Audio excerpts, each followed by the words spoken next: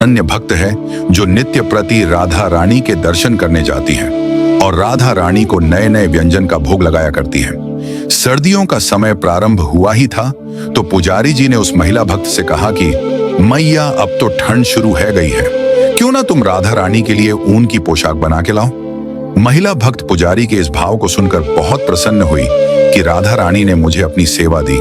महिला ने पुजारी जी से हाँ बोल दिया और पुजारी जी से पोशाक का नपाना लेकर पोशाक बनाना प्रारंभ कर दिया। ऐसे ही कई दिन निकल गए और बीच में बारिश भी हो गई, जिसकी वजह से ठंड बढ़ गई। फिर एक दिन पुजारी ने महिला से कहा, मैया अब तो ठंड भी बढ़ गई लेकिन तुम्हारी पोशाक तैयार नहीं हुई।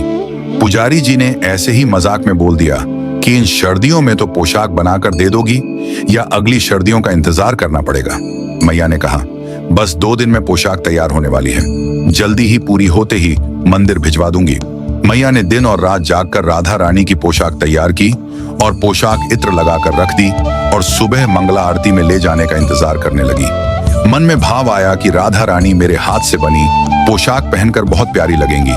उसी रात पुजारी जी राधा रानी की चरण सेवा करके बाहर निकले और प्रसाद पाने को बैठे ही थे कि मंदिर में पत्तल खत्म हो गई। तो पुजारी जी सोचा कि क्यों ना प्रसाद पैक करके घर ले जाऊं और वहीं पालूंगा। प्रसाद पैक हो गया और पुजारी जी अपने घर जाने लगे।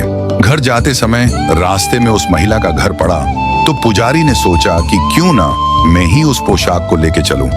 मैया ठंड में आएगी, परेशान होगी, तो पुजारी जी उस मैया के घर की कुंडी को खटखटाने लगे। रात के 10 बजे थे। मैया सो गई थी, पर थोड़ी देर बाद मैया पूछती है कि कौन है।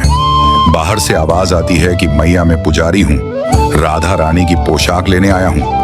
मैया ने जब सुना पुजारी जी मेरे द्वार पर आए हैं तो मैया खुश होकर भागी भागी दरवाजा खोलती है और पुजारी जी पूछते हैं, मैया कहाँ है पोशाक। मैया कहती है, आप रुको मैं लेके आती हूँ। तभी पुजारी जी ने सोचा कि आज का प्रसाद मैया को ही दे देता हूँ।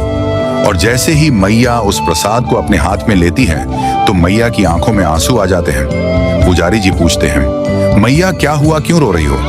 मैया कहती है, क्या बताऊं आपको, हमारी राधा रानी कितनी दयालु है।